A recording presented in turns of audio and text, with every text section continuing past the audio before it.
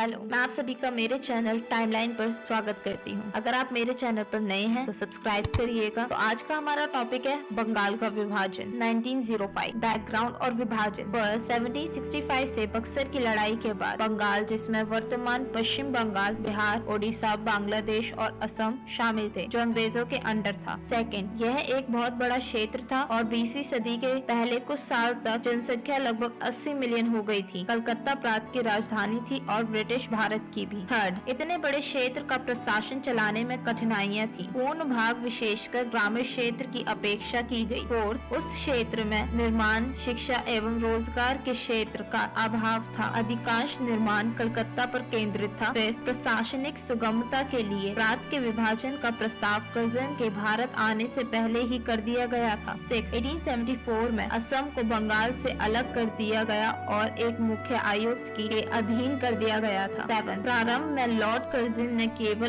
एक प्रशासनिक उपाय के रूप में प्रांत के विभाजन का प्रस्ताव रखा। 1904 में उन्होंने पूर्वी बंगाल का दौरा किया। 8, बंगाल और भारत के अन्य हिस्से में बढ़ते राष्ट्रवाद को कमजोर करने के लिए बंगाल विभाजन को एक राजनीतिक उपकरण के रूप में उपयोग करने का विचार बाद में आया। 9, कर्जन के अनुसार विभाजन के बाद दो प्रांत होंगे, बंगाल, आधुनिक पश्चिम बंगाल, ओडिशा और बिहार सहित, और पूर्व बंगाल और असम। 10, बंगाल मध्य प्रांत के हाथों 5 हिंदी भाषी राष्ट्र भी खो देगा। इसे मध्य प्रांत के उड़िया भाषी राज्यों को लाभ होगा। 11, पूर्व बंगाल में हिल, त्रिपुरा, चटगांव, राजशाही और ढाका डिवीजन शामिल होंगे। इसकी राजधानी ढाका होगी। 12, बंगाल में हिंदू बहुसंख्यक आबादी होगी और पूर्व बंगाल और असम में मुसलमान बहुसंख्यक आबादी होगी। इसकी राजधानी कलकत्ता रहेगी। बंगाल के विभाजन पर रिएक्शन। फर्स्ट, कर्जन द्वारा विभाजन की घोषणा के बाद प्रांत में व्यापार, राजनीतिक अशांति फैल गई। 2,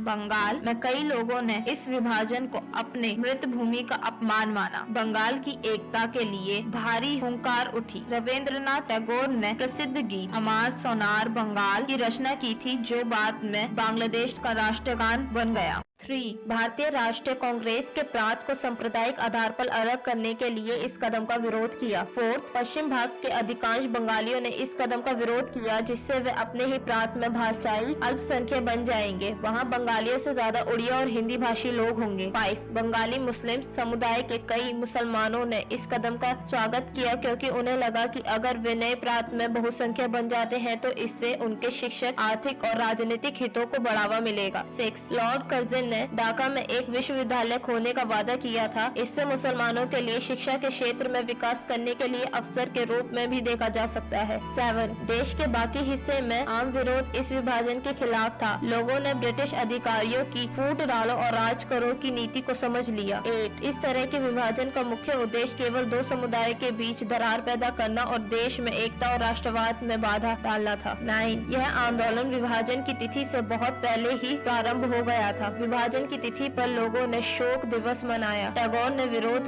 स्वरूप हिंदुओं और मुसलमानों से एक दूसरे को राखी बांधने को कहा। 10, कुछ मुसलमान भी विभाजन के खिलाफ थे। 11, राष्ट्रीय संघर्ष में स्वदेशी और बहिष्कार करना शुरू कर दिया, जिससे भारतीय बाजार में बाढ़ आ गई और स्वदेशी उपभोग को झटका लगा। 12, विभाजन देशों में सांप्रदायिक दरार पैदा करने में सफल रहा और यहाँ तक कि 1906 में मुसलमान लीग को जन्म में भी योगदान दिया। विभाजन रद्द। फर्स्ट, बड़े पैमाने पर राजनीतिक विरोध के कारण 1911 में विभाजन रद्द कर दिया गया था। सेकेंड, नए प्रांतों का निर्माण धार्मिक आधार पर नहीं बल्कि भाषाई आधार पर किया गया। बिहार और ओडिशा प्रांत को बंगाल से अलग कर बनाया गया था। बिहार और ओडिशा 1936 में अलग प्रांत बन गए। थर्ड, एक अलग असम प्रांत बनाया गया। फोर्थ, 1911 में ब्रिटिश भारत की राजधानी कलकत्ता से दिल्ली स्थानांतरित की गई। 5, रद्द होने के बावजूद विभाजन ने बंगाल के हिंदुओं और मुसलमानों के बीच सांप्रदायिक विभाजन पैदा कर दिया।